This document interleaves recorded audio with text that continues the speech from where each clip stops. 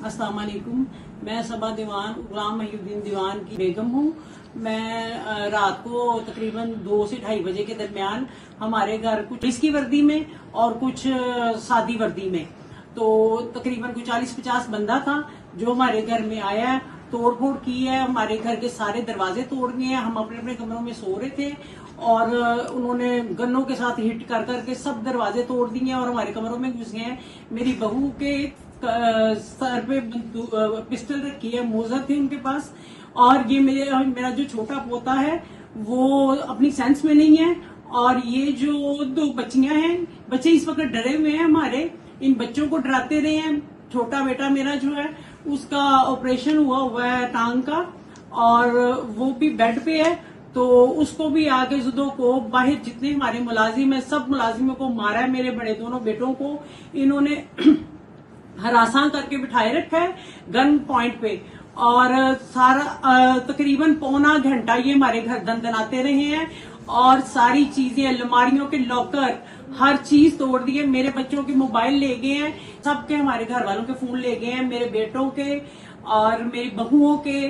और दीवान साहब के फोन दोनों ले गए हैं, और बाहर मुलाजमों के सबके फोन ये ले गए हैं, और दीवान साहब को साथ ले गए हैं, और इनके साथ 4 डाले थे पुलिस के, और 1 या 2 गाड़ियां थी जिसमें वो सादे कपड़ों में मलबूस आदमी थे,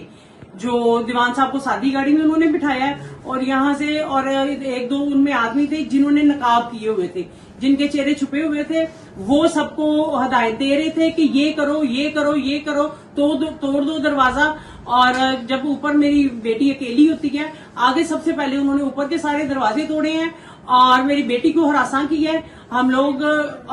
अपने कमरों में सब सो रहे थे और सबको आके इन्होंने बेटी के कनपट्टी पे पिस्टल रखी है, फिर मेरी बहू बड़ी की कनपट्टी पे पिस्टल रखी है, छोटी बहू को डराया धमकाया इन्होंने, और ये तकरीबन पौना घंटा हमारे घर दंदनाते रहे हैं, और दीवान साहब को ये लेके चले गए। दीवान साहब ना किसी पर्चे में मतलूब है, ना उन पे कोई केस है, और अब मैं किसके पास जाऊं, क्योंकि पुलिस के बंदे तो वर्दी में आए हैं, तो मैं 15 पे कॉल करूं, मैं किसको बताऊं, किसके पास जाऊं और किससे कहूं कि मैं आप सबसे भी पूछना चाहती हूं कि मैं किसको जाके कहूं कि मेरे शोहर को देखें कहाँ चला गया, कहाँ ले गए ये लोग इनको। ये रियासत जो है ये हमारी जिम्मेदार है, हमारी हिफाजत करती है, ये हिफाजत हो रही है हमारी। बहू बेटी बगैर दुपट्टे नंगे सरों में इन्होंने हम लोगों को खींचा और इन्होंने बदतमीजी की है सबके साथ।